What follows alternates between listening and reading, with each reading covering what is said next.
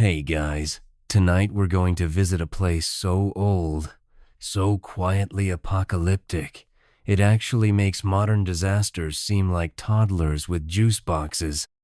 Imagine a sleepy stretch of land under your bare feet warm, a little rumbly, kind of like your stomach when you skip dinner. But this land, it isn't just digesting, it's cooking. Deep beneath your toes is a cauldron of molten rock that's about to throw a tantrum for 30 years. You're standing in what we now call Montana, but rewind the clock way back. Past the pyramids, past the mammoths, past your ancestors figuring out how to turn sticks into spears. We're talking over 40 million years ago. Back then, this region wasn't all cowboys and open skies. It was part of a volatile seam in the Earth's crusted ancient tectonic scar known to modern geology fans as the Snake River Plain Yellowstone Hotspot Trail. But don't worry, you're not going to fall into lava right away. So, before you get comfortable, take a moment to like the video and subscribe, but only if you genuinely enjoy what I do here. And hey, drop your location and the local time in the comments. I always love seeing where in the world you're listening from. Now, dim the lights, maybe turn on a fan for that soft background hum, and let's ease into tonight's journey together. You feel the ground rumble or not? A jolt, just a low purr. Something big is shifting beneath the surface. No panic yet. The air still smells like pine and dust and something faintly sweet. But that faintness is about to get louder. You're at the edge of a geological epic, the beginning of the Columbia River Basalt Group's most dramatic chapter. It doesn't look like much now. Just a few hills, some rocky ridges, and the occasional burp of sulfur from a distant vent. But this will become one of the most quietly persistent eruptions in Earth's known history. And weirdly, nobody really minds. You take a step. Crunch. Volcanic glass obsidian shards scattered in the dirt like forgotten candy wrappers. The animals around you, saber-toothed ancestors of today's cats, chunky ground sloths, oversized beavers don't seem bothered.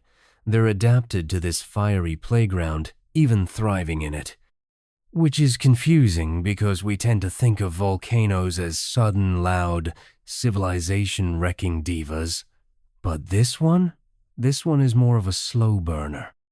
The kind that keeps throwing embers at you for millennia, like it's trying to win an award for geological patience. Historians still argue whether this volcanic episode was actually one eruption with pauses or thousands of smaller ones strung together like a flaming pearl necklace. Either way, it starts now lava bubbling up from massive fissures, not pointy cones.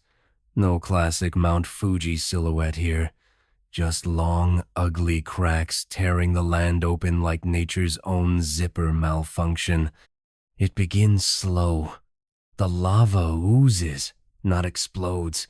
You could almost walk faster than it moves, assuming you have fireproof boots and a death wish.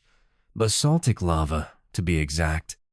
Thin, runny, and relentless. It flows across valleys and canyons like syrup on an unmade bed. And here's the strange part. It's oddly polite. For a volcanic event, at least. No mass extinctions, no planet-choking clouds, just 30 years of slow, simmering transformation. You trudge up a low hill and see the landscape changing already. Pockets of grass, crisp to ash, trees curling like they're embarrassed to be caught standing, but no mass panic. Life just keeps going. Even the insects seem unimpressed.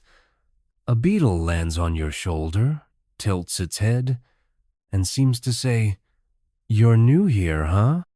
A fun, fringe theory some scientists speculate that low, steady eruptions like this may have actually helped maintain regional biodiversity by creating ecological patchworks. New land, new soil, new opportunities.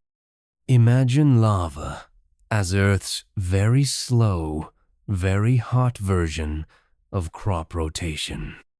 As you sit on a cooling slab of rock, you notice something in the distance, a glimmering field of basalt, hard and rippled like it froze mid-movement.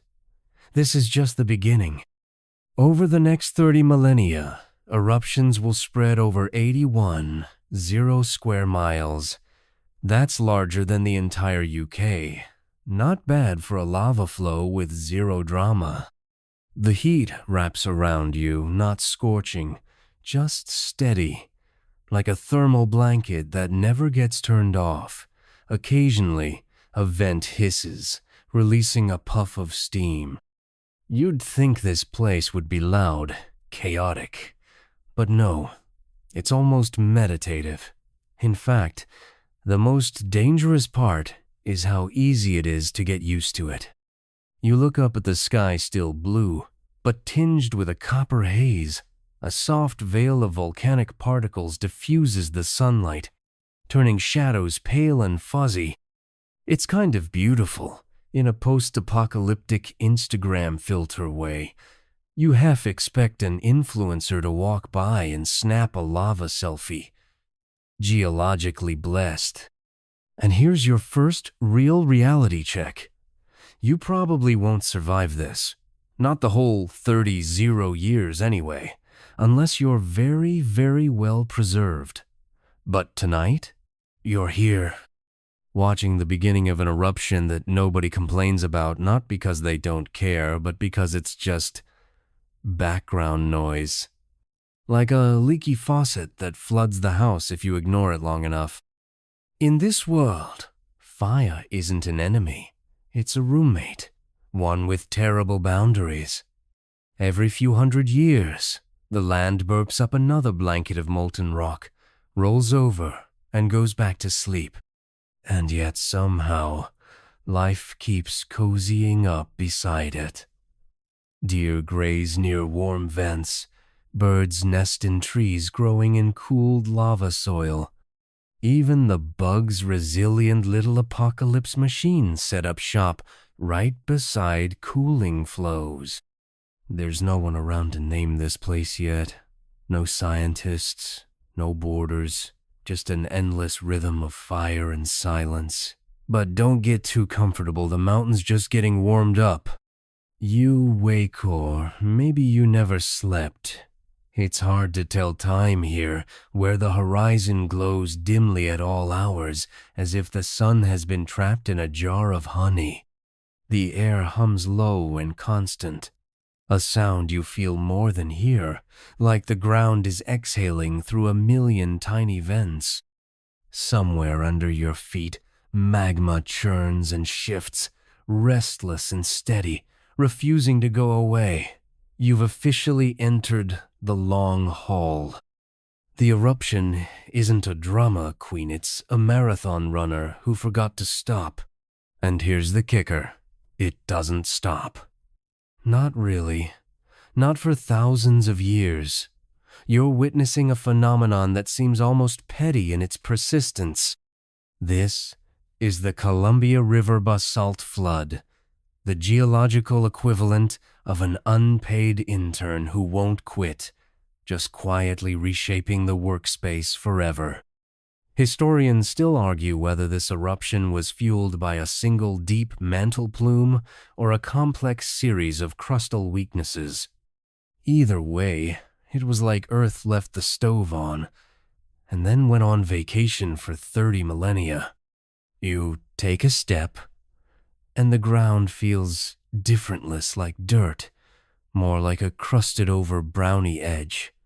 A fresh flow cooled just days ago. The lava here doesn't scream or splatter. It just stretches, sighs, and spreads, like melted cheese on too much pizza. And just when it cools and hardens into basalt, rock boom another vent opens a few miles away, and the cycle starts all over again. The animals have long stopped paying attention. You spot a group of nimble deer-like mammals trotting along a ridgeline, unconcerned by the faint heat mist rising behind them. Some paleontologists believe that many species during this time actually benefited from the eruption's consistency. It turned this region into a strange but stable place, always warm, always growing, never quite exploding. Life here doesn't just survive, it adapts. Plants grow thick and low, roots creeping into the cracks of cooling lava flows like they've been trained for it. Weird mosses and lichens cling to the stone, transforming black glass into green fuzz. You crouch down, touch a leaf, it's warm. Not from sunlight, but from the still cooling earth beneath. It's a whole ecosystem running on geothermal power long before anyone builds a wind farm. Quirky tidbit. Some modern scientists studying Iceland's lava fields have discovered species of bacteria that not only survive in hot volcanic rocks, but seem to prefer them. Who's to say ancient life here didn't do the same? Maybe the first sentient conversation on Earth happened between two thermophilic microbes on a basalt slab. Hey, is it me, or is it getting a little toasty? Shut up, Greg. You keep walking, and the landscape seems to move with new cracks forming, distant lava fountains dancing lazily in the distance. It's mesmerizing. There's no cataclysmic boom, no Pompeii moment. Just an endless, gentle chaos. Like Earth is whispering, not shouting. Above, the sky is a murky watercolor. The clouds have a tinge of rust, thanks to microscopic ash and gases swirling far above the troposphere. But there's no blackout. Sunlight still filters through warmer, softer, but present. Some researchers theorize that this long-term hazy filtering may have actually cooled global temperatures slightly, balancing out the local heat. It's an eruption with manners, a volcano that texts before it arrives. You sit again, this time on a hardened lava flow shaped like a frozen ocean wave. The texture under your hands is smooth and cold, though you know it was once liquid fire. It's hard to believe that this smooth rock once rolled through valleys, over rivers, destroying everything and yet somehow making space for more. In the distance, you spot something strange, a kind of stone tower rising from a flat plain. At first, you think it's a monument, but then you remember you're millions of years too early for monuments. It's a volcanic neck, what's left after the rest of the volcano eroded away. The guts of a fire mountain, exposed like a root pulled from ancient soil. You imagine what it looked like in full bloom, spitting lava into the sky. Now it's just a weird, pointy hill that future tourists will take selfies with, never guessing what's beneath. Here's something you didn't expect: the sound of running water. Lava and rivers don't usually mix well. It's kind of a bad roommate situation. But this region is full of surprises. Lava cools and cracks, and water seeps through. New rivers are born in the wreckage of old ones. Basalt cliffs eventually become canyons. In fact, some of the Pacific Northwest's most dramatic landscapes, like the Columbia Gorge, they're weird carved shapes to these ancient flows. So yeah, thank the volcano next time you drive past some scenic overlook. You keep moving. It's been days? Months? Maybe centuries. Time is slippery in a place where the seasons blur together in a slow roast. Animals come and go. You see proto-wolves, rodent titans, flightless birds strutting like they own the place. And they do, really. You're just a visitor here. A ghost floating through time, watching a land that refuses to stay still. And then just as your ears get used to the rumble, just as your skin starts to miss the heat of sudden silence, no flows, no steam, no movement, the eruption stops. For about 40 years.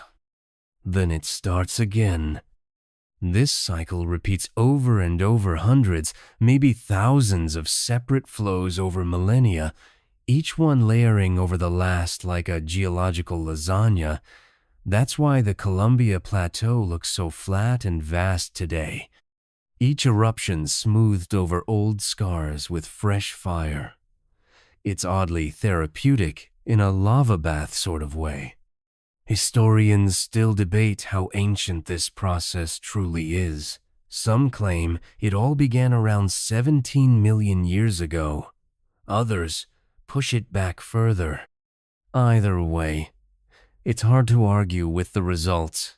A region so thoroughly cooked, even the soil has memory issues.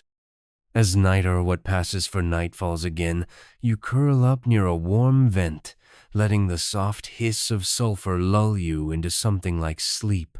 You dream of maps that don't exist yet, rivers that haven't formed, and creatures not yet imagined. The volcano continues its quiet tantrum beneath you, and no one complains. You open your eyes to a world that looks flat, unnervingly flat, not because the earth got lazy, but because something beneath it didn't. You're standing atop a monster, really. A gentle one, sure, but still a monster. Beneath your feet lies one of the largest volcanic plateaus on the planet, the Columbia River Basalt Plateau. It doesn't roar, it doesn't tower. It just exists, quietly, massive, as if size alone is enough to make a point. You trudge across this endless stone field that stretches beyond the horizon in all directions. Layer upon layer of basalt lies underfoot hundreds, even thousands of individual lava flows stacked like pancakes on a comically oversized breakfast plate.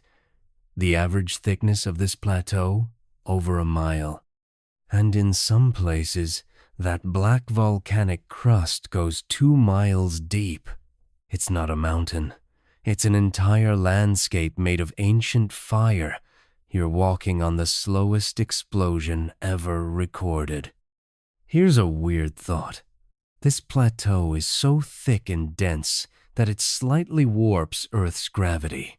No joke. Satellites flying overhead detect a mild gravitational anomaly here. It's as if the ground is pulling you in just a little harder, like it remembers everything that came before. Historians still argue whether this much lava came from a single megachamber deep under the crust, or whether Earth cracked open like a dropped plate, with lava gushing out of each split. But the outcome was the same. The land rose, cooled, and kept rising. And you know what's funny? Despite all this grandeur, nobody calls it one of the great disasters. There's no Pompeii moment, no dramatic tale of cities lost. It's just slow, simmering geologic change. The world didn't end it, just redecorated. You find yourself climbing a slope that doesn't feel like a slope. It's so gradual, so smooth, you barely realize you're gaining altitude until you look back. Behind you, rivers have been swallowed by flows, hills flattened, forests encased, but the land still breathes. Plants still peek through fissures. You pass patches of scrawny tree-searly invaders growing in the mineral-rich soil left behind by lava. It's not lush, but it's determined. A mainstream historical nugget. The Columbia River Basalt Plateau today forms much of southeastern Washington, parts of Oregon, and Idaho. Modern roads slice across it, and the region is now full of farms, vineyards, and small towns.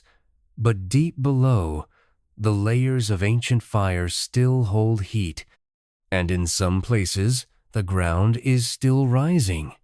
Yup, the monster isn't quite done. Quirky fact for the night, some of the lava here cooled into shapes that look like architecture. Columnar basaltite, hexagonal columns formed as lava contracted, create cliffs and towers that look like something dwarves might carve in a fantasy movie. You pass one now, and honestly, it looks like someone started building a fortress and then gave up halfway through. A geologic Minecraft glitch. You run your hand along the columns.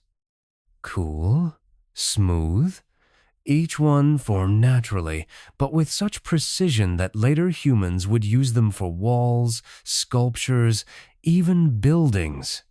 Nature, still the best contractor around. You keep walking. The ground changes beneath you not just in texture, but in tone. Some flows are dark and glassy, almost black. Others are rust red, as iron oxidized under ancient rains. Each step forward is a walk through time, thousands of years packed into each crack. You're not just crossing land, you're crossing eras. And then you come to the edge. Ahead of you, the land simply falls away sudden cliff. A canyon, carved deep into the layers of lava, exposes the secret history beneath. You sit down, feet dangling over the edge, and trace the strata with your eyes. Each line, each stripe, is a separate eruption. Some flows are thick 30, 40 feet. Others are thin as a pancake, all stacked on top of each other like a geological layer cake. The world's most intimidating dessert. Water rushes far below, one of the rivers that managed to cut its way back into the land, like a prisoner tunneling out of rock. You realize, strangely, that you're looking at time itself sliced open and exposed. And here's something to boggle your sleepy brain. If you were to drill straight down from here, you'd pass through over 300 distinct lava flows, each with its own texture, chemistry, and date of birth. Some flows covered hundreds of square miles. One even surged all the way to the Pacific Ocean. Think about that. Lava pouring across 3 states like it's just trying to visit the beach. You lie back, the warm basalt against your spine, and look up at a coppery sky. The air smells faintly of sulfur and dry stone. There's something humbling about this moment, not because of the violence, but because of the persistence. 30,000 years of quiet, slow transformation, eruption after eruption, until the land isn't what it was, until you can't even remember what came before. It's not over yet either. You can feel the vibration through your ribs, a slow pulse beneath the crust. Another flow is coming, not fast, not loud, but steady. You know the signs now, the faint heat rising in the distance, the sky darkening just a shade, the scent of minerals on the wind. You don't run. There's nowhere to go. And besides, it's weirdly peaceful here. A thought drifts into your mind, half silly, half true. Maybe the earth doesn't erupt to destroy. Maybe it erupts to start over. A slow refresh. A lava-laced Control plus Alt plus Del. A volcanic reset button, pressed gently over 10,000 years at a time. You close your eyes again. The ground hums softly under your spine. Above, a bird cries a lonely sound in a land so vast, so flat, so quietly powerful, and no one complains. You're still lying on that sun-warmed stone when it happens again. A distant Seymour breath and boom, and a ribbon of red begins to slip down a valley you didn't even notice before. No thunder, no chaos, just a quiet surrender of rock to heat. The eruption resumes, as it has for centuries. Not in a blaze of glory, but in the same shrugging, unhurried way this region has always behaved. You sit up, stretch your arms, and feel the gentle heat pressing up from below. This isn't hellfire, it's more like the world's oldest heated blanket, slightly too warm but hard to resist. The landscape is still flat, but now you notice the subtle contours, the ridges left by ancient flows, the shallow bowls where gases once bubbled to the surface. You're starting to read this land like a story written in slow ink. As you walk, you see something strange, not ahead of you but beneath. A thin white line cutting across the basalt like a scar. You kneel. It's a fossil perfectly preserved. A leaf, its veins still visible, pressed between layers of lava, like it belonged to some primordial scrapbook. Mainstream historical fact, fossils like these are actually found in the Columbia River basalts. Lava doesn't always obliterate. Sometimes it entombs.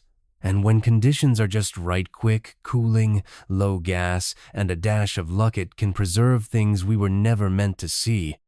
You run your fingers along the imprint and wonder how it got there. Maybe it drifted onto a cooling flow. Maybe it grew in a rare moment of calm between eruptions. Either way, it was caught, frozen in stone, and now here you are millions of years later, poking at it like some time-traveling tourist. And then you spot movement. Not a deer, not a bird. Something smaller, furrier, darting between cracks in the basalt. It's an early mammal, possibly a species related to the Eomyids, those ancient, squirrel-like rodents that thrived during the Miocene. They're tiny survivors, little warm-blooded gamblers who managed to keep going through fire and smoke. Historians still argue whether these mammals merely survived the flood basalts or actually thrived thanks to the ecological disruption they caused.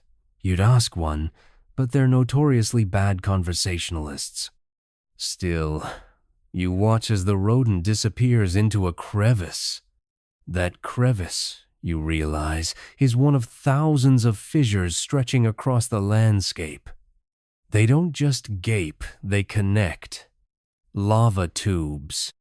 Miles of hollow stone tunnels formed when the surface of a lava river cooled while the inside kept flowing. Once the lava drained out, what was left behind was an echo chamber cathedral of stone. Some are wide enough to crawl through. Some are big enough to drive a truck. Not that trucks exist yet. You decide against better judgment to climb into one. The air shifts immediately. It's cooler down here, the temperature dipping sharply as sunlight fades behind you. Your footsteps echo in a space that was once pure fire. The tunnel walls shimmer faintly, not from light, but from the polished mineral surfaces. Natural glass obsidian veins and olivine crystals catching what little light you've brought in with you.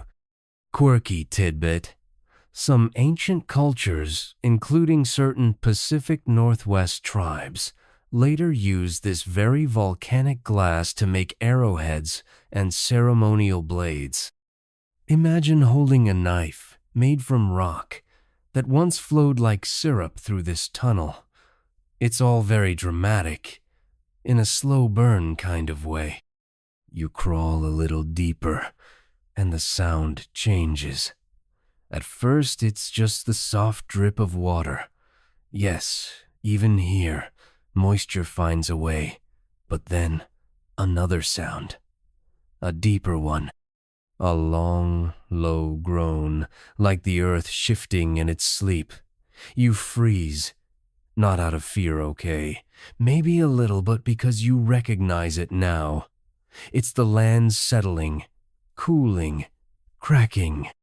Lava from a recent flow is hardening above you, and as it contracts, it pulls away from itself, sending echoes through the empty space beneath. You crawl back out, not in a panic, just quickly. As you emerge, the heat returns, brushing over your face like a hot towel in a spa you didn't ask to visit. Above ground, something's changed. A ridge that didn't exist this morning now curls along the horizon. Another slow-motion volcano has built a dome, 1 centimeter at a time. You walk toward it, watching as thin sheets of lava ooze from its flanks like syrup from an overripe fruit. It's beautiful in a way you weren't expecting, almost delicate. The lava isn't explosive, it's cooperative. It obeys gravity, moves without urgency, spreads with grace. You think of all the loud, flashy eruptions you've seen in history books. Vesuvius, Krakatoa, Mount St. Helens. This is not that. This is lava on ambient mode. And you wonder, if no one's around to hear the eruption, does it still count as a disaster? That's the thing.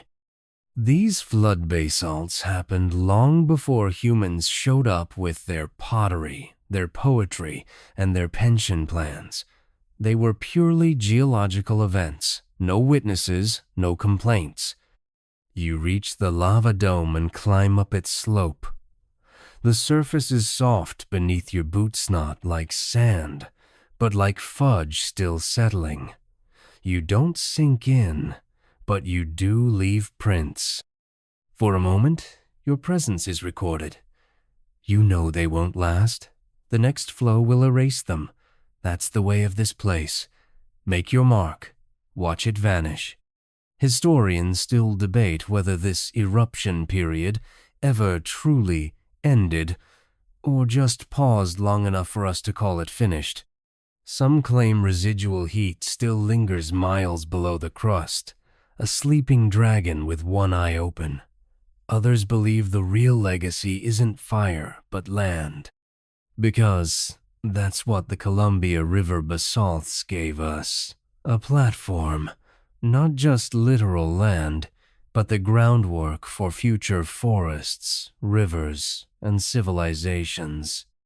Without these endless flows, the Pacific Northwest wouldn't be the same. There would be no fertile valleys for wine, no dramatic cliffs for highway selfies, no basalt caves for kids to dare each other into. You sit down again. It's become a habit climb. Observe, rest. The land teaches you its rhythm. Long stretches of nothing, punctuated by sudden change. You start to see the wisdom in it. Growth isn't always a sprint. Sometimes it's just lava, one flow at a time. And still no one complains. The wind has shifted again, bringing with it a soft haze that smells like burnt minerals and warm stone. It's not unpleasant, just oddly comforting, like the scent of an old book left out in the sun. You're still high atop that lava dome, but the horizon is changing. Out there, across the blackened plateaus, you see a new pulse-glowing orange, like a distant heartbeat just beginning to throb. You start moving again. Your feet crunch over cooled crust, thin plates that tinkle like brittle glass under your weight. The landscape ahead is still forming, still shaping itself under the weight of heat and time. You know better than to rush. You've learned that in this place, even quick steps must bow to ancient rhythm. You pass a dry channel, once a river, now lined with petrified wood. That's not poetic exaggeration. The trunks here are actual fossilized trees, preserved in exquisite detail by lava that smothered them, cooled around them, and transformed them cell by cell into stone. Mainstream historical fact: several areas in the Pacific Northwest, like Ginkgo petrified forest, are full of these ancient relics. Lava's strange gift to paleobotany. It's a natural paradox. Fire as a preserver. You reach down and tap one of the trees. It's cold, unyielding, but still clearly a tree. Bark texture, growth rings the works. It's like time changed its mind halfway through a cremation. A nearby hill draws your eye not for its size, but for its weird shimmer. You climb toward it and find yourself stepping into a patch of volcanic glass so clear it reflects the clouds above like a cracked mirror. Obsidian, the purest kind. Razor-thin flakes scatter the ground, as if some ancient artisan had a tantrum with a stone knife set. Quirky tidbit: even today, some surgeons use obsidian blades in precision surgeries. They're sharper than steel, able to slice cleanly between individual cells. So your lava's not just a land builder, it's a scalpel-wielding overachiever.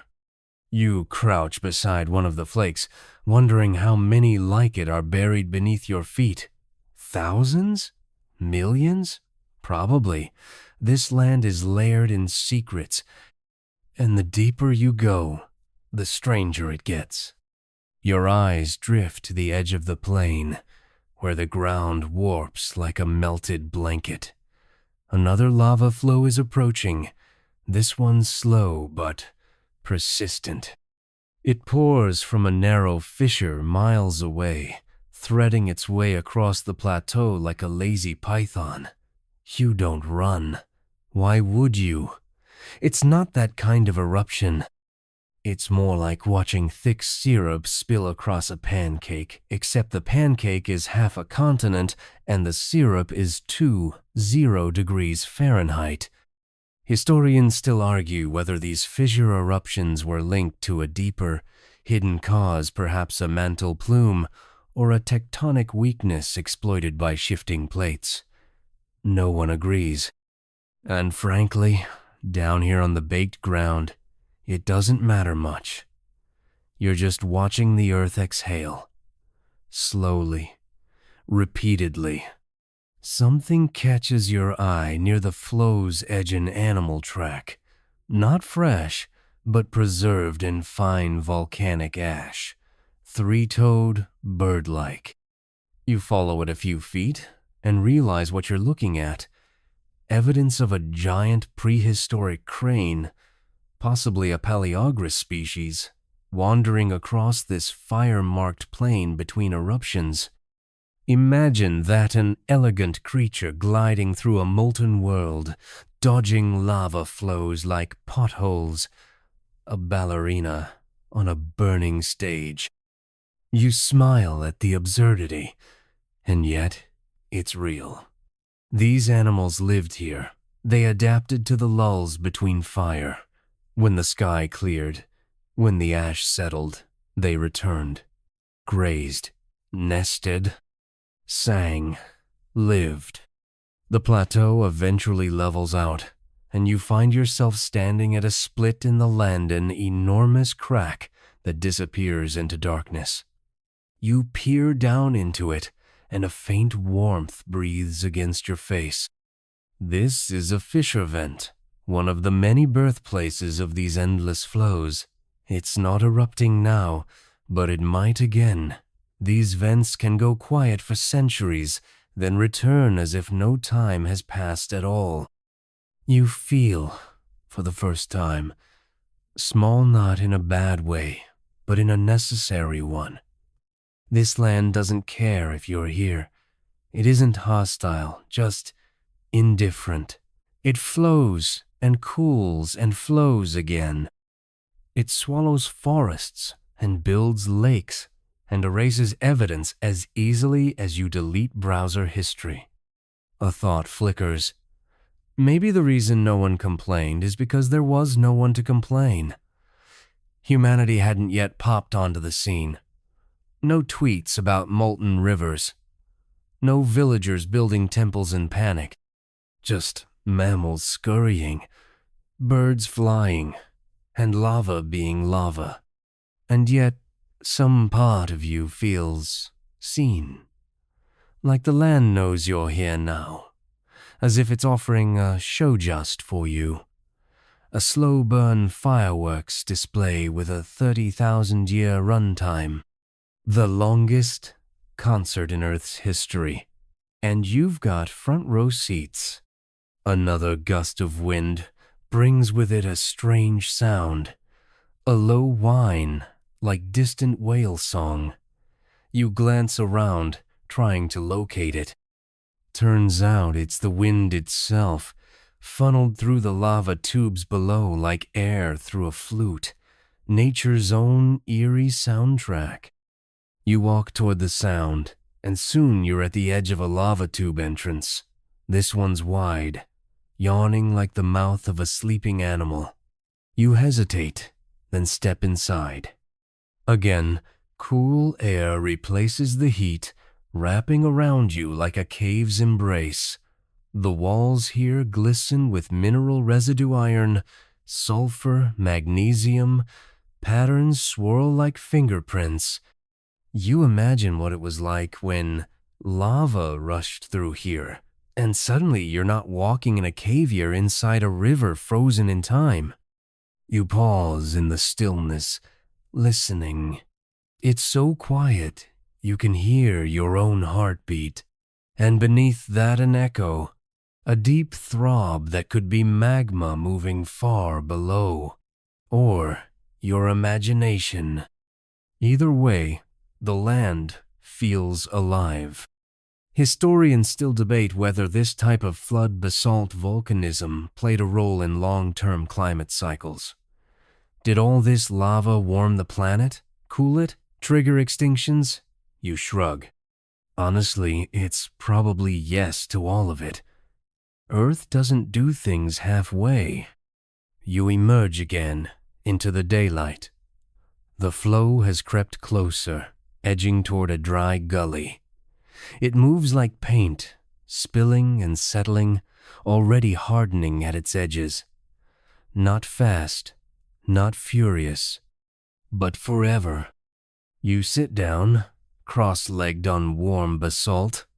The air is thick with the smell of minerals, but your nose has learned to love it. The wind has softened. The glow on the horizon pulses gently, like a lullaby.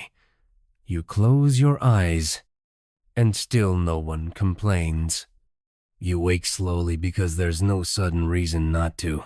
No alarms, no screams, no dramatic earthquakes. Just the low thrum of a planet at work. You blink up at a sky that's still a little dusty, but slowly turning a gentler shade of blue. Even here, in a land shaped by fire, the atmosphere seems to take coffee breaks. You rise and brush off the fine layer of ash that settled on you overnight. It's not thick, just a gentle reminder that the air is full of Earth's leftovers. You inhale deeply, and yeah, there's that faint tang of sulfur again. Comforting, in a weird way, like burnt toast you've somehow grown fond of. As you walk across the hardening lava plain, your feet scuff over rippled rock, the kind that looks like frozen taffy. These textures have names. Pahoho, if it's smooth and ropey. If it's rough and broken like an angry cookie tray. You mutter the words aloud just for the sound of them. Paheho. Ah, they sound like lullabies or insults. Depends on your mood. The terrain shifts againless moon's surface, more giant waffle iron. You've entered a region where multiple flows stacked over time, like someone kept pouring lava batter into the same geological griddle. Each layer is visible, separated by bands of ancient soil brief pauses when things cooled down just enough for moss, maybe even grasses, to take hold before being drowned again in the next flow. Mainstream historical fact: geologists have mapped these sequences across the Columbia Plateau, and they tell a story not just of eruption, but of recovery nature's stubborn refusal to sit still, even between lava rounds. Ahead, something glints on the horizon. Not a mirage, a real shimmer. You squint and head toward it, heat dancing at the corners of your vision. As you crest the next basalt ridge, you find it water, a lake. You blink, then blink again. It's real. Nestled between dark volcanic hills, like a piece of the sky fell and got stuck. The water is still, quiet, blue in a way the landscape hasn't been for miles. A volcanic lake formed in a collapsed caldera one of many basins left behind when magma chambers emptied and the surface caved in on itself. A scar that became a sanctuary. You reach the shore and kneel, letting your fingers trail through the water. It's warm, but not unpleasant. You look around and realize something else life has started to return. Insects hum near the shore. You spot tiny ripples where fish might lurk. How did they get here? How do they ever get to places like this? No one really knows.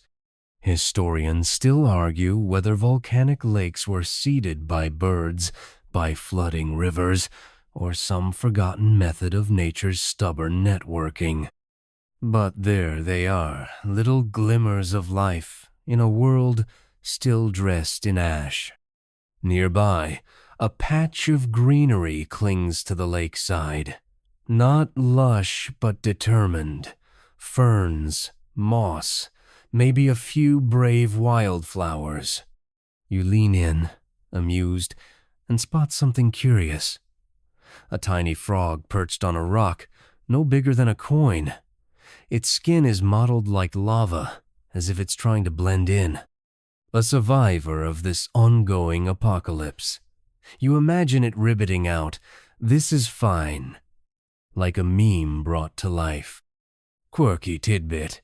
In the aftermath of large-scale eruptions, it's often amphibian-sensitive, squishy, surprisingly resilient that are first to reclaim the land. Their ability to absorb water through their skin makes them little walking weather stations, and their presence often means the environment is on the mend. So congratulations.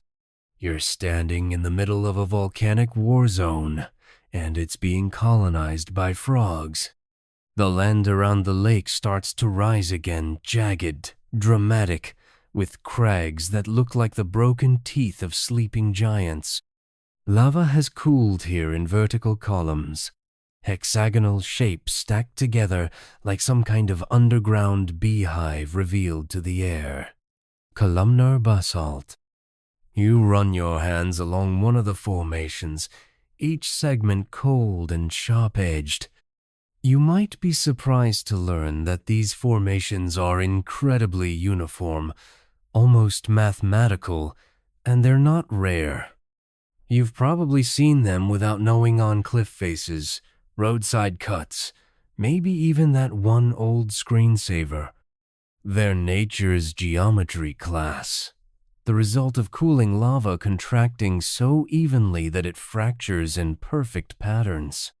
Mainstream historical fact: formations like the Giant's Causeway in Northern Ireland, or Devil's Post Pile in California are textbook examples of this phenomenon.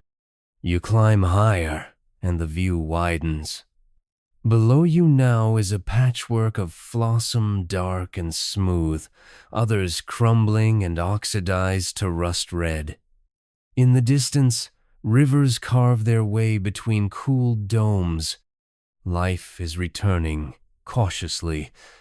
Trees begin to dot the horizon, those first brave invaders. Fireweed, lichen, covered spruce, maybe a lonely pine standing like a sentinel. It's not lush, not yet, but it's happening. You rest on the basalt ledge, feeling the warmth of the rock seeping into your spine. Somewhere behind you, another fissure vent exhales a lazy column of smoke. The sky is streaked with pale pink. Sunset or sunrise, you've lost track. Time flows weird in a place where the ground literally moves beneath you. You think back to the first moment, the quiet sigh, the gentle lava river. It's hard to believe you're still in the same event, and yet this eruption continues, not fast, not loud, but absolutely relentless. Historians still argue whether it was a single super eruption or 1,000 small events stitched together like a patchwork nightmare. Either way, it lasted 30,000 years. That's longer than any civilization. Longer than most species. You wonder what the Earth thinks of us, with our quick little empires and even quicker exits. Probably something like cute. You rise and keep walking, following the ridgeline as the landscape glows in golden dusk.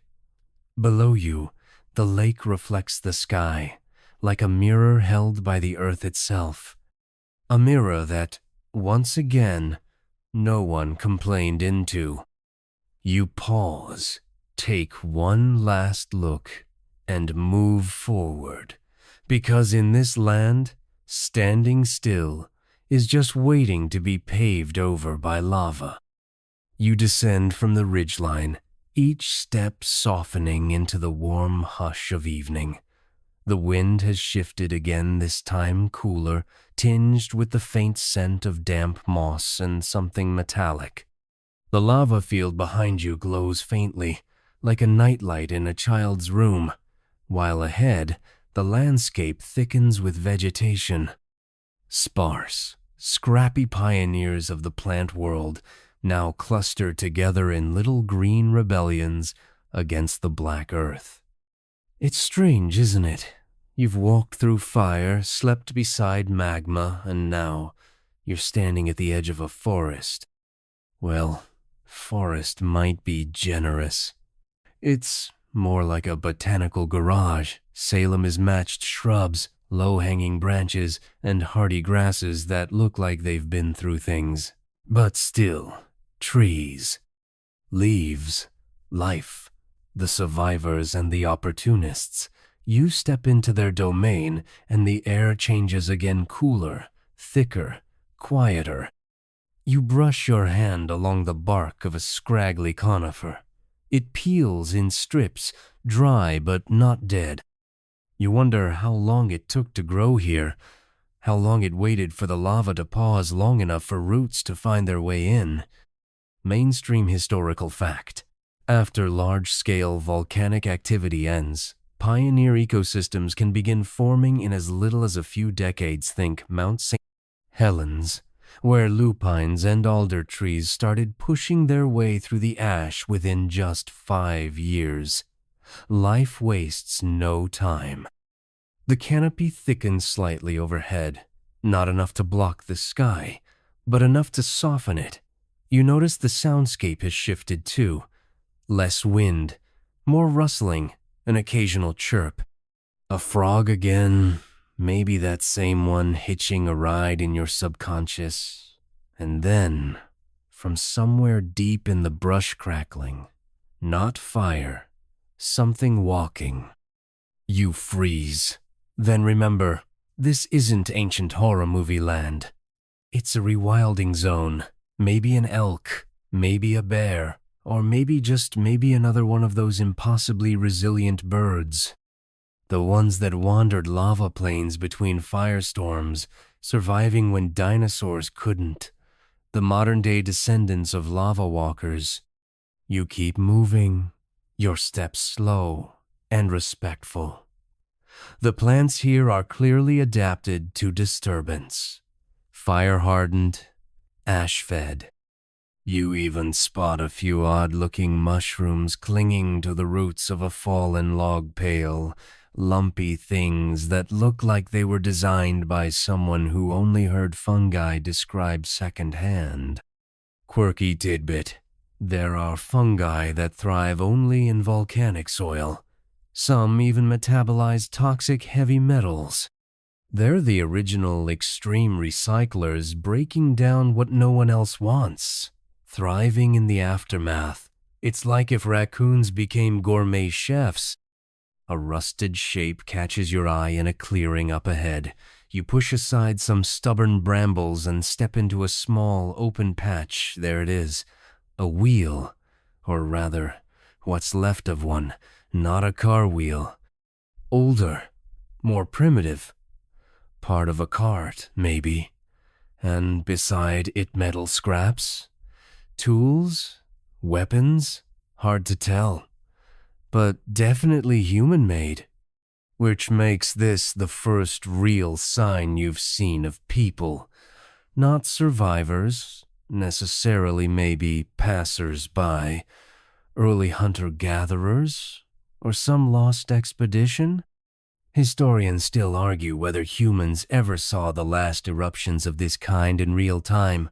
Some say yes, pointing to oral histories from indigenous cultures, full of fire gods and land-swallowing rivers. Others say the main flows ended long before people ever saw them. As always, the truth is somewhere in the middle. You kneel beside the debris. It's rusted nearly into obscurity, but the shape of a blade emerges jagged and half-melted. Was it dropped mid-run? Forgotten?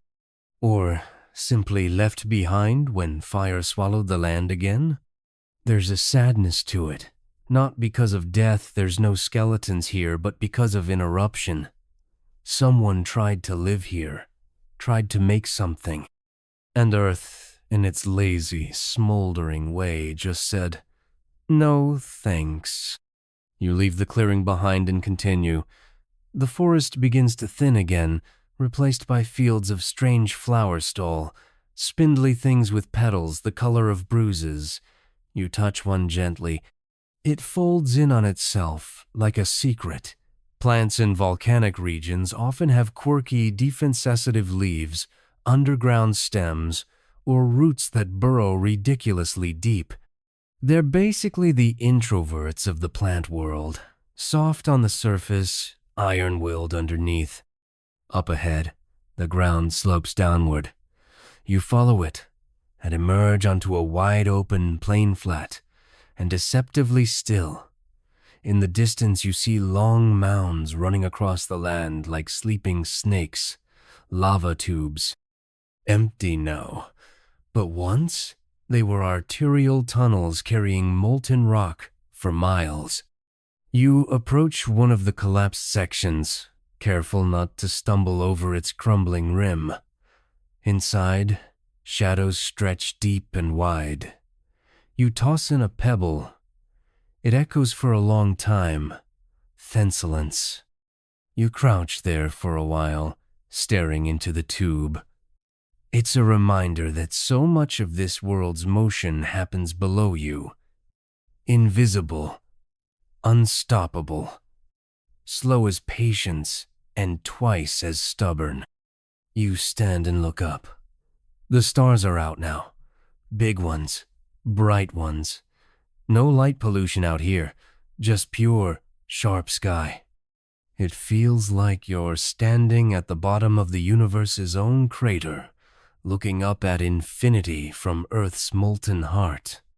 And despite everything, the lava, the silence, The sheer scale of time that's past you feel calm, at ease, not because the land is safe, but because it's honest. It doesn't pretend to care. It simply is. No one complained because there was no one to complain. And now that you're here walking among the scars, listening to the breath of the earth itself, you're not sure you'd want to either. You lie down in the soft volcanic dust, arms stretched wide, and let the stars blur above you. The land hums below. You sleep. When you wake, it's with a gentle start, not fear, just that weird moment when dreams fade like mist and you have to remember where you are. Ah, yes. The lava-scorched plain, the collapsed tube behind you, the quiet sky overhead now dusted with early morning blush. No alarms, no rush. Just you, alone, tucked into Earth's ash-covered blanket. You stretch, bones popping like sticks over a campfire, and look around. The field is vast and still, but something has shifted. There's movement not of the land this time, but of air.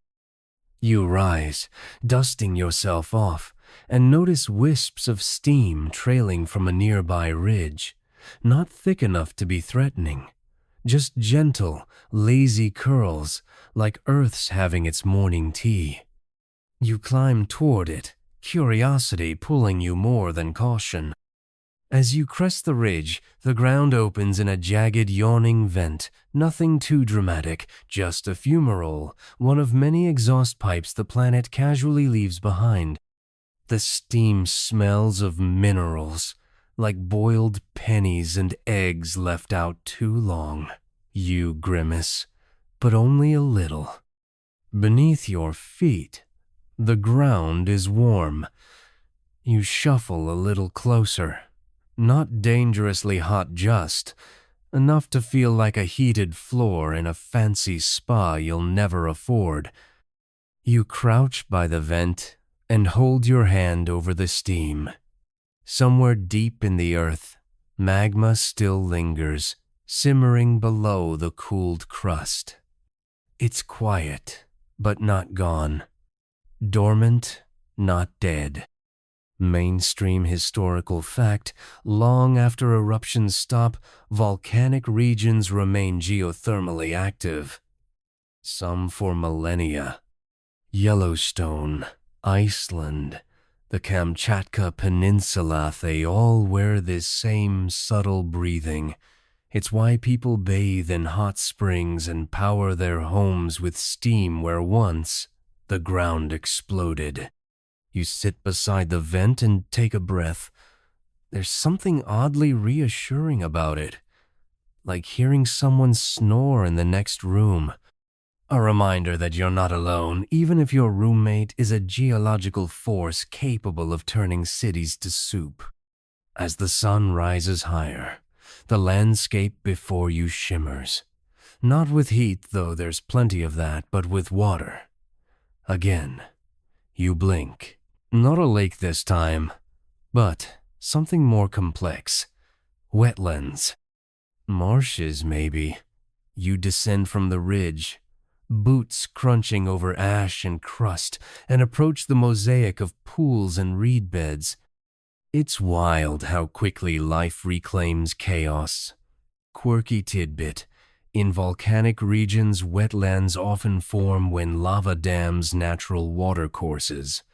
Block a river, flood a valley, and suddenly boom instant habitat. Nature's version of just put some water in it and hope it turns out okay.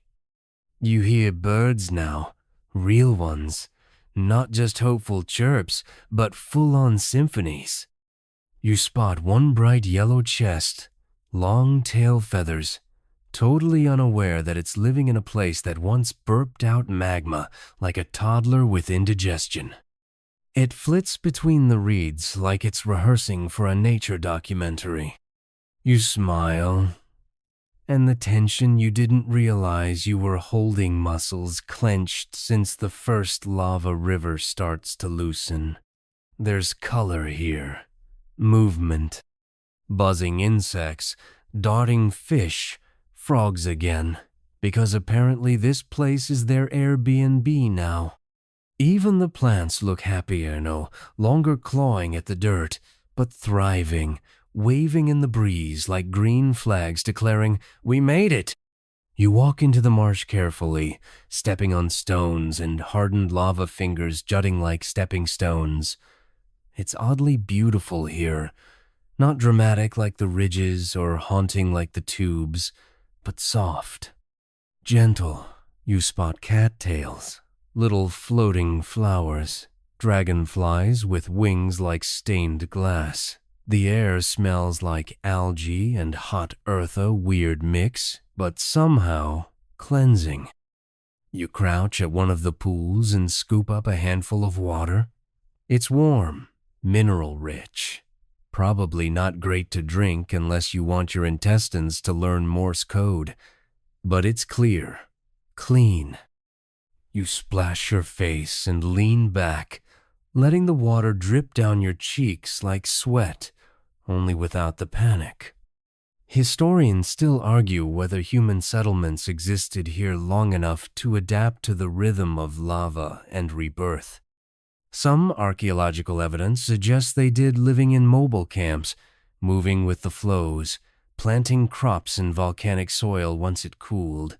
Others think the land remained too unstable, too unpredictable.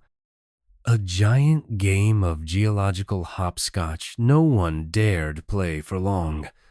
You stand and walk along the water's edge, noting animal tracks in the mud hoof prints, paw prints, maybe even human prints. Recent? Maybe. You can't tell. But someone or something else has passed through here. The land is watching, or at least remembering.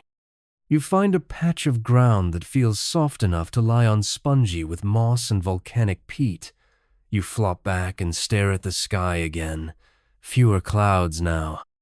The sun is doing that cinematic golden hour thing, warming your eyelids even when closed. It's funny, you think. This place has no signage, no warnings, no velvet ropes, just scars and whispers. It erupted for 30 years. It built plains, drowned valleys, created lakes, and killed forest sand. No one filed a complaint. No court cases, no Yelp reviews, just the earth doing what it does best, destroying to make room. And you somehow were still here, walking among its echoes. You doze again, lulled by the breeze, the water, and the quiet company of frogs that somehow always find you. In your half-sleep, you dream of rivers made of fire and forests made of glass, of people gathering on the rim of a caldera to warm their hands while watching magma bloom like evening lanterns, of time folding in on its past, present, future, all melting together like butter on a volcano. When you open your eyes, hours have passed. The wetland glows in twilight again, and you feel ready to keep walking. You rise from the spongy earth with the kind of groan that says you've just slept on something between a wet pillow and a heated rock, because you have. Your clothes are dusted in ash, your hands smell faintly of sulfur and soil, and your hair has taken on the defiant texture of someone who hasn't seen a shower since lava last flowed freely. But you feel good, stretched, a little feral maybe, but clear-headed. You begin walking again, and the marsh fades behind you like the end of a slow song. The land ahead rises gently at first, then more sharply, like a giant once dragged a knuckle across the terrain. It's a lava escarpment, the kind that forms when a massive flow cools unevenly and cracks under its own weight, leaving behind this rippling staircase-like slope. You scramble up it, using hands and knees now. The rock is sharp, but solid. You feel its warmth through your palms, still holding heat after all this time, like a grudge. At the top, you pause and catch your breath. The view opens wide, again vast, sweeping fields of frozen lava stretching toward the horizon. But here, something changes. You start to notice patterns, ridges and swirls in the stone, loops, spirals, like someone dragged a giant spoon through cooling pudding. These are called Pahiho Flows Hawaiian, for smooth lava. It's fun to say, and even more fun to walk on if you pretend you're surfing through time. Mainstream historical fact, Pahoho flows are the result of lava cooling slowly while still moving. They form intricate, often hypnotic design sproof that even destruction has its delicate side. It's like if lava tried calligraphy. You follow the patterns like breadcrumbs, winding across the hardened field. Every so often, you see strange formations, frozen domes, hardened bubbles, little hollows that once trapped gases escaping the molten mass. One of them still smells faintly like burnt hair. You try not to think about that too hard.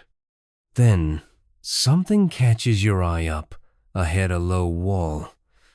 Not natural, stones stacked with too much intention.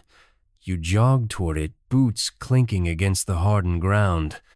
As you get closer, more structures come into view. Low foundations, a circle of stones, maybe once a fire pit, a few carved symbols on a standing rock, half swallowed by lichen and time. People lived here. Not just passed through lived, maybe not during the full fury of the eruption, but afterward, in the calm, the cooling off period. You crouch by the stone circle and run your fingers over the carving's mostly geometric patterns, spirals within spirals. One looks suspiciously like a coffee bean. You allow yourself a smile. Maybe they knew how to roast things properly too. Quirky tidbit. Some indigenous peoples living near volcanic regions believed certain lava flows were sacred paths, the footprints of gods, or the spilt blood of the earth. In some places, offerings were placed in cooled lava tubes to appease whatever was rumbling below. Because if the earth is going to explode occasionally, the least you can do is say thank you. You stand and wander through the remains of the village or outpost, or camp. It's hard to tell what it was. Historians still argue whether these were permanent homes or seasonal shelters for people following migrating animals or spiritual paths. Either way, they were here, breathing the same sulfur-tinged air, watching the land shift beneath their feet. You find a smooth stone slab and sit down. The sky has gone that color again somewhere between blood orange and deep plum, the kind of sky that would make an Instagram filter cry from jealousy. And then, as if summoned by your stillness, the wind picks up again. But this time, it's warm. Not scorching, not sulfuric, just comforting. Like breath, like exhale. You close your eyes, and in your mind, the people return, sitting around fires, cooking over geothermally heated stones, telling stories of fire gods and earth mothers, laughing, dancing, living not despite the volcano, but with it, like sharing a house with a grumpy relative who occasionally sets the kitchen on fire but tells great bedtime stories. You open your eyes again and realize you're not afraid anymore. You understand now. This wasn't a disaster. It was a sculptor, a composer, a very dramatic, slightly unhinged artist that took 30 years to finish a single piece, but oh, what a piece it is. You step away from the ruins and continue onward. The land here becomes more jagged, again broken slabs, sharp ridges, deep cracks like scars. You navigate carefully, hopping over crevices, balancing along ridges, and then you hear it. A soft, rhythmic boom. Faint, like a heartbeat through a pillow. Then another, louder. You freeze. It's not thunder. It's not wind. It's coming from beneath. Somewhere something is still stirring. You kneel and place your palm against the rock. It's faint, barely a tremble, but it's there. A pulse. You're standing on something alive. The volcano may not be erupting now, but it isn't finished. Just resting. You rise and smile. Because, honestly, you get it. Sometimes you have to blow everything up just to find yourself again. You keep moving, the rhythmic thump fading behind you but echoing in your chest. The landscape begins to change, again less rugged, more sculpted. Smooth slopes of dark rocks stretch out like a giant's ramp, rising slowly toward a jagged silhouette against the sky. That silhouette? A caldera rim, massive and brooding, carved out by some ancient catastrophe no one alive remembers but the earth itself. You stand at the base, craning your neck. The rim towers over you steep cliffs, volcanic glass shimmering faintly in the fading light. It's as if the earth had bitten off a chunk of itself and left a jagged scar. You wonder what it must have felt like to witness that moment thousands of years ago when the ground exploded and the sky filled with ash. Mainstream historical fact. Calderas form when a volcano empties its magma chamber in a colossal eruption and then collapses inward. Some of the biggest calderas on Earth span dozens of kilometers. Giant bowls left behind when fire and fury recede. Yellowstone's caldera, for example, is roughly 45 by 85 kilometers wide, like a small country. You start your ascent along a narrow trail carved into the rock, careful with each step. Loose gravel and volcanic shards crunch beneath your boots, and the wind whistles past your ears like a restless ghost. As you climb, you feel the temperature drop. The air here is thinner, crisper, and smells faintly of ozone. Halfway up, you stop and look back. The volcanic plains you traversed stretch far into the distance, a patchwork of black, green, and glistening water. It feels like you're standing on the edge of something infinite. You realize how small you are, how brief your visit compared to the eons this land has endured. Quirky tidbit. Some volcanic calderas have their own unique microclimates, places where rare plants grow or animals find refuge. One caldera in Africa is home to flamingos that thrive in its alkaline lakes, turning the water pink and dazzling the landscape with color. The Earth's scars sometimes become its most beautiful features. You reach the rim just as the sun dips below the horizon. The sky is a riot of color-fiery oranges bleeding into deep purples. You step out onto the edge and peer down into the abyss below. The caldera floor is a patchwork of recent lava flows, steaming vents, and glistening lakes. It looks alive, breathing, a sleeping beast waiting to stir. You find a spot to sit, legs dangling over the edge, and watch as night falls. Stars begin to twinkle, and the Milky Way stretches overhead like a cosmic river. You think about the volcano's long, unending eruption, the centuries of fire and ash that reshape this land. Historians still argue whether the eruption was a slow simmer or a series of powerful bursts like the Earth pacing back and forth, unsure whether to calm down or rage. Either way, it lasted long enough to change the planet's climate, alter migration patterns, and test the limits of life itself. You sigh, feeling both humbled and exhilarated. This place is ancient, primal, terrifying, and yet utterly magnificent. The story of the volcano isn't just about destruction. It's about transformation, resilience, and the delicate dance between chaos and order.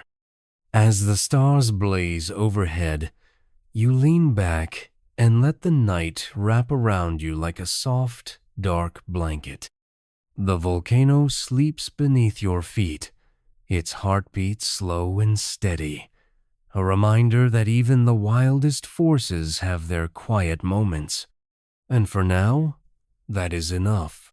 You rise from the caldera's edge as dawn edges over the horizon, softening the jagged rocks with a gentle pink glow. The cold night air gives way to the warmth of morning, and you feel it a subtle shift in the atmosphere, like the earth is exhaling after a long, restless breath. The stillness is profound, almost sacred, as if this place holds memories too vast for words. As you descend from the rim, the landscape shifts once again. You enter a dense forest of twisted trees, their trunks blackened and gnarled, but leaves still stubbornly green. These survivors have adapted to the volcanic soil, thriving where others would perish. The air here smells sweet and damp, a stark contrast to the sulfur-tinged wind of the open plains. Mainstream historical fact: volcanic soils are incredibly fertile, packed with minerals that nourish plant life. Many civilizations flourished on such land, farming the rich earth left behind by eruptions. It's no coincidence that some of humanity's earliest agricultural societies emerged in volcanic regions. You wander through the forest, marveling at the resilience of life. Mosses cling to rocks, ferns unfurl their delicate fronds, and flowers bloom in unexpected bursts of color. Somewhere in the distance, you hear the melodic call of birds, and you realize the forest is alive with activity, a bustling community thriving on what once was destruction. Quirky tidbit: some plants in volcanic areas have developed special adaptations like heat-resistant seeds or roots that can survive extreme acidity.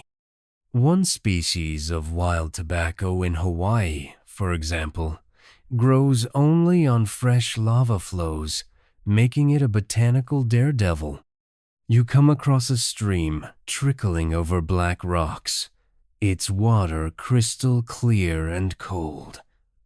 You cup your hands and drink, savoring the pure taste. The stream winds its way through the forest, carrying minerals from deep beneath the Earth's surface and sustaining the life around it.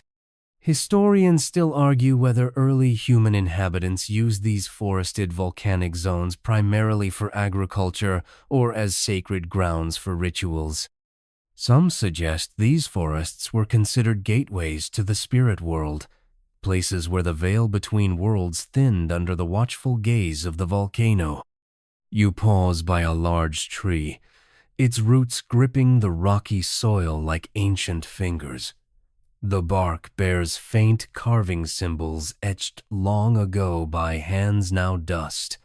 You trace them gently, imagining the stories they told. Prayers for protection, thanks for the fertile soil, warnings to respect the fire beneath. As the sun climbs higher, you continue through the forest, the canopy filtering light into dappled patterns on the ground. The air hums softly with insects and rustling leaves, a natural lullaby that soothes your restless thoughts. You stop to rest by a clearing where wildflowers bloom in a riot of colors, vibrant purples, fiery reds, and delicate whites. It's a stark reminder that from the harshest beginnings, beauty and life emerge, often in the most unexpected places. You lie back on a bed of moss, letting the sounds and scents of the forest wash over you. The volcano's story is written here, in the thriving greenery, in the resilient roots, and in the quiet pulse of the earth beneath. You close your eyes, feeling a deep connection to this place, understanding that the eruption wasn't just an end, but a beginning, a slow, steady rebirth that continues even now. You push forward, leaving the comforting embrace of the forest behind. The land flattens out, revealing a broad valley nestled between volcanic ridges. The valley floor is carpeted with fields of wildflowers swaying gently in the breeze, purples, yellows, and blues, blending together in a living tapestry that seems to celebrate survival. You walk slowly through this vibrant meadow, the soft petals brushing your legs, and the scent of nectar and earth mingling in the air. Bees hum busily from bloom to bloom, indifferent to the land's violent past, caught up in the timeless dance of pollination. Mainstream historical fact: after major eruptions, wildflower meadows often colonize the fresh volcanic soils first, attracting pollinators and setting the stage for more complex ecosystems to develop. It's the Earth's way of resetting the clock, reminding us that life is stubbornly persistent. You pause near a large, smooth boulder half buried in the soil. It's black, glassy, and strangely beautiful volcanic obsidian. A natural glass formed when lava cools so quickly it can't crystallize. You run your fingers over its sharp edges, marveling at how something so deadly in formation can be so aesthetically mesmerizing. Quirky tidbit: obsidian was once prized by ancient peoples for crafting razor-sharp tools and weapons so sharp, in fact, surgeons today sometimes use obsidian scalpels in delicate procedures because of their precision. You glance up and notice a small family of rabbits darting through the meadow, their white tails flicking nervously. They've made this place home, too, thriving on the shelter and food the valley provides. Life here isn't just surviving, it's flourishing, adapting, and multiplying. You reflect on how the land has transformed from molten chaos into this peaceful scene. It's hard to imagine the devastation beneath the beauty, but the two coexist: fire and flower, destruction and creation. Historians still argue whether human settlement in these post-eruption valleys was intentional or accidental. Did people return slowly, tentatively testing the soil and water? Or did they see the fertility and rush back, eager to rebuild on this new ground? The debate continues, but either way, the valley became a cradle for new beginnings. You continue walking, feeling the sun warming your back, the gentle buzz of life surrounding you. It's hard not to smile at the irony. The volcano's fury paved the way for this serene paradise. You find a quiet spot near a trickling stream and settle down, dipping your fingers into the cool water. The reflection of the sky ripples as you watch, a reminder of how fluid and fleeting time really is. As you sit, you think about the volcano's long eruption 0 years of fire, ash, and transformation. you realize it's not just a story about natural disaster, it's about resilience, about the power of nature to heal, to reinvent, and to keep moving forward, no matter what. You lean back and close your eyes, letting the meadow's peaceful hum soothe you. The volcano's song has changed from roaring fury to a gentle whisper, promising that even in destruction there is hope. You rise from the meadow, brushing petals from your clothes, and begin to follow the gentle slope upward toward a distant ridge. The air feels cooler here, tinged with the faintest hint of smoke reminders that the volcano's breath is never far away. The landscape around you shifts again, this time revealing scattered geothermal vents releasing plumes of steam that curl skyward like lazy ghosts. You approach one cautiously, peering into the opening. The air inside is warm, moist, and rich, with the unmistakable scent of sulfur and minerals. It's like stepping into the Earth's own sauna, where ancient heat seeps through cracks and fissures, a reminder that the planet beneath you is alive and restless. Mainstream historical fact: geothermal vents are common around volcanoes, where magma heats groundwater, causing steam and gases to escape through surface vents. Some of these features can sustain ecosystems entirely independent of sunlight, relying on chemical energy from the Earth's core. You spot clusters of strange, colorful bacteria and tiny life forms thriving in the hot springs and mud pots. They shimmer in iridescent hues, greens, oranges, and blues, painting the landscape with surreal colors. These extremophiles are among Earth's hardiest residents, surviving where most life would perish. Quirky tidbit: scientists speculate that life on Earth may have originated near such hydrothermal vents, feeding on minerals and energy from the planet's interior long before sunlight was a thing. So technically, these bacteria could be your oldest ancestor stock about a family reunion. As you wander among the vents, you come across a bubbling mud pool, thick and viscous. It gurgles and spits, sending small bubbles popping at the surface, releasing a faint but unmistakable rotten egg aroma. You wrinkle your nose, then laugh softly, nature's own stink bomb.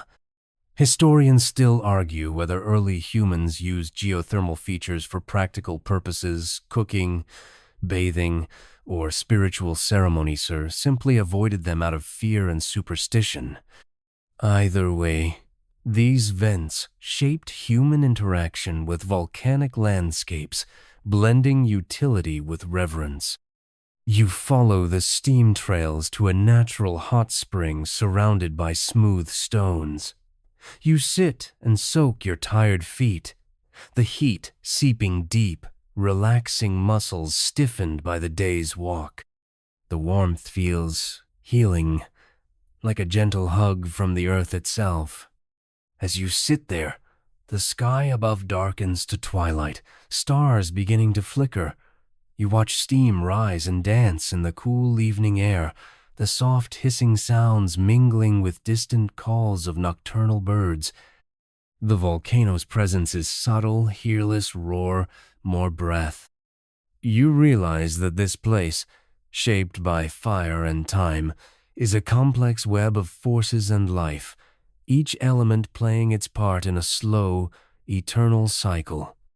The eruption's 30-year story is not just one of destruction, but of coexistence, adaptation, and quiet persistence.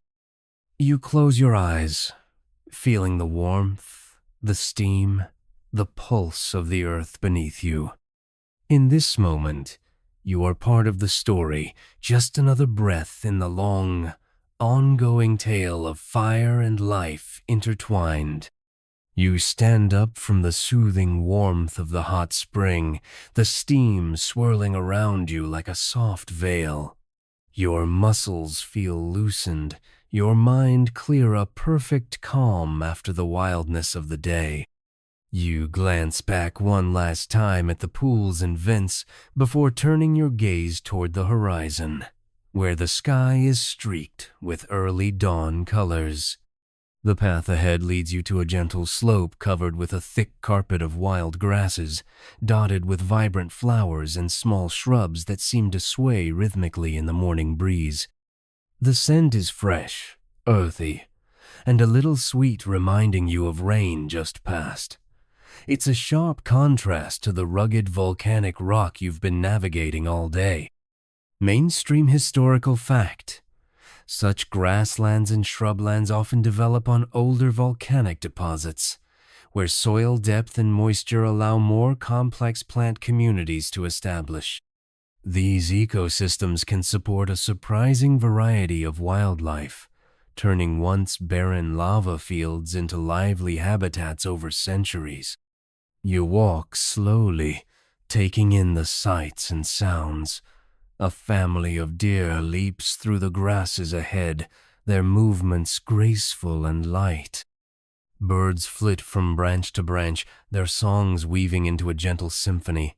You realize you're witnessing a land that has not just survived but thrived reborn in a way that only time and nature can achieve.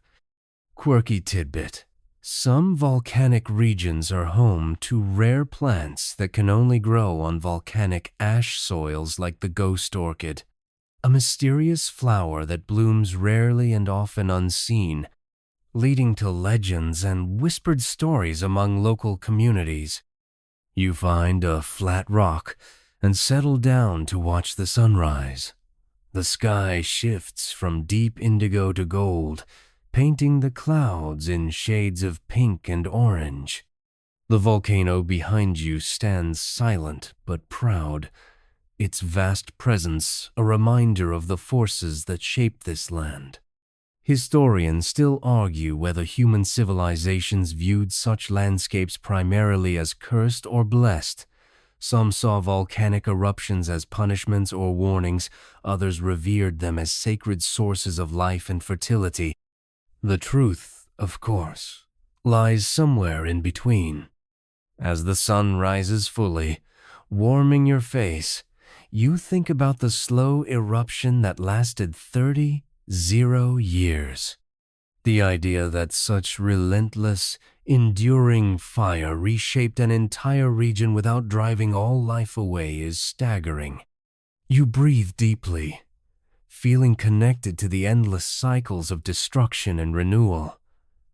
This land, scarred but resilient, is a testament to the power of patience and change.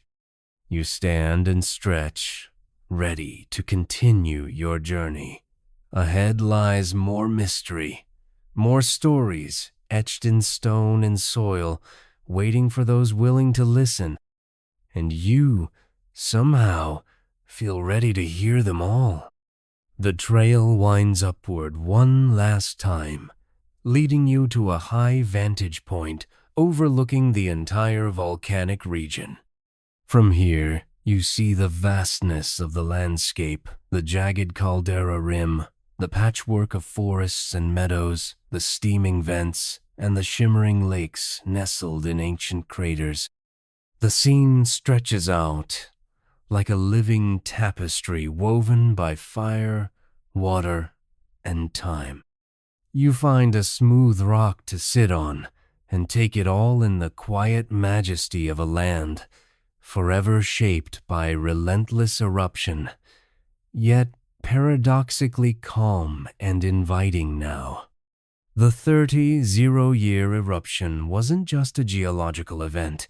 It was a slow living saga, a story of endurance written in lava flows, ash layers, and the roots of trees that clung stubbornly to the soil. Mainstream historical fact: some volcanoes worldwide have had eruptions lasting centuries or even millennia, like the Stromboli volcano in Italy, dubbed the lighthouse of the Mediterranean for its constant glow. Such long-lived eruptions have profound impacts on climate, ecosystems, and human history. You reflect on the countless generations that have lived, loved, and adapted alongside this fiery giant. The eruption's endurance forced change, yet it also fostered innovation, resilience, and deep respect for nature's power. Quirky tidbit: ancient peoples sometimes believed volcanoes were the homes of gods or monsters. Hawaiians revered Pele, goddess of fire and volcanoes, while Romans feared Vulcan's forge. These myths reflect humanity's attempt to make sense of the fiery forces shaping their world. Historians still argue whether continuous eruptions offered more destruction or opportunity. Was the persistent fire a curse to be endured or a gift to be harnessed? The debate remains as fiery as the volcano itself. You close your eyes, feeling the warm sun on your skin, the cool breeze whispering stories in your ear. The volcano's heartbeat beneath you feels steady and calm, a reminder that even the most intense forces have rhythms and cycles, pauses and pulses. As you rise to leave, you carry with you a newfound understanding. This land, born in fire, teaches patience, resilience, and the beauty of transformation. No matter how fierce the storm, life finds a way not by fighting the flames, but by dancing with them. You take one last look at the vast landscape, the glowing horizon promising more stories, more secrets beneath the ash and stone. And as you walk away, you feel a quiet peace settling over you, like the soft, steady pulse of the earth itself. The wind down, you settle into a gentle calm as the journey draws to a close. The last traces of volcanic fury fading softly into the quiet night. The land beneath you, once a place of roaring fire and relentless ash, now whispers stories in a slow, steady rhythm, like a heartbeat you can feel but not hear. The fiery chaos that lasted 30 years has softened into an eternal lullaby, a promise that even the wildest storms eventually find their peace. Imagine the warmth of the earth beneath your feet, steady and comforting, like a subtle embrace. The air carries the faint scent of minerals and wildflowers, mixing the memories of fire with the gentleness of new life. You breathe deeply, letting the calmness seep into every part of you, grounding you in this moment of quiet reflection. There's something humbling about witnessing the slow transformation of a landscape, how destruction can give way to growth, how time weaves its healing touch across scarred earth. The volcano's story is a reminder that life endures, that nature's forces are neither cruel nor kind, but simply part of a vast, unfolding dance. As your eyelids grow heavy, imagine the gentle rustle of leaves, the distant call of a night bird, the soft murmur of a stream flowing through volcanic soil. These are the lullabies of the earth, old and wise, carrying you into peaceful sleep. Remember, even the fiercest fire cools, and every ending folds quietly into a new beginning. You are part of this endless story, a breath in the vast, slow pulse of our world. Now, as you drift off, carry this calm, with you a soft ember glowing quietly, steady and sure. Sweet dreams.